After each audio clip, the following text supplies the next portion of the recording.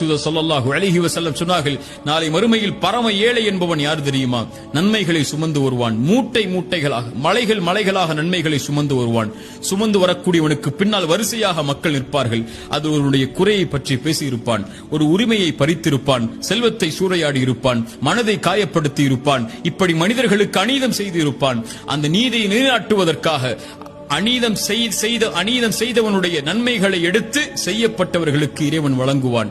எல்லா நன்மைகளும் வழங்கப்பட்டு எந்த நன்மையும் அவர்களுக்கு கொடுப்பதற்கு இவன் செய்த அந்த செயலுக்கு பகரமாக கொடுப்பதற்கு இல்லாத பட்சத்தில் அவர்களுடைய பாவங்கள், அவர்களுடைய குற்றங்கள் அனைத்தையும் இவன் மேல் சுமத்தி இவனை நரகத்திலே தூக்கி வீசுவான். நன்மைகளை சுமந்து வந்த இவன் அநீதத்தின் காரணமாக இறைவன் நீதி செலுத்துவதால் நரகத்தில் தூக்கி வீசப்படக்கூடிய இவன்தான் பரம ஏழை என்று இறைத்தூதர் ஸல்லல்லாஹு அலைஹி வஸல்லம் அவர்கள் சொன்னார்கள்.